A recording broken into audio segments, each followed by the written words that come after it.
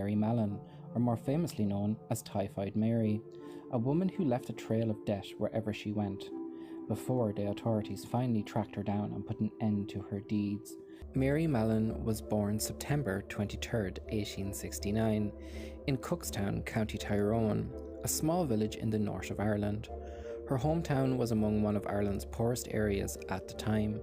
To escape the abject poverty of the day, she emigrated to America sometime in 1883 to live with her aunt and uncle for a time until she found work. She subsequently met her living as a domestic servant for affluent families, most often being employed as the family cook. But little did she know that it wasn't only her cooking skills that she had brought with her into these grand family homes of America. Mary took to this type of work easily and was a keen cook. It is not clear when she became a carrier of typhoid, but from 1900 to 1907, nearly 24 people fell ill with typhoid fever in households from New York City to Long Island, where Mary had been employed. The illness often occurred shortly after Mary began to start work in a new household, but by the time the disease had been tracked back to its source, Mary had long since disappeared, moving on to carry her disease to the next victims.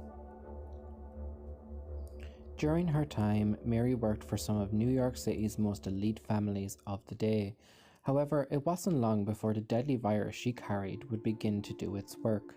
In 1900, when she began her duties in one of these households, within 2 weeks of her employment beginning, residents began to develop typhoid fever. In 1901, she moved to new employers in Manhattan, where members of the family quickly began to experience raging fevers, and the laundress of the house was soon dead. Mary soon after moved to her next household, commencing new employment for a lawyer and his family, but again moved on after 7 out of the 8 people in the household fell ill. The next part of Mary's story takes us to 1906, when she took up a new role for a family in Oyster Bay, Long Island. Again, within 2 weeks of Mary's arrival in the house, 10 of the 11 family members had been hospitalized with typhoid. As she was by now well used to, as soon as the illness took hold, she moved on, finding employment elsewhere, each time bringing with her the deadly disease to the unexpected occupants of 3 more households. Mary then found herself employed by a wealthy New York banker, Charles Henry Warren. During the summer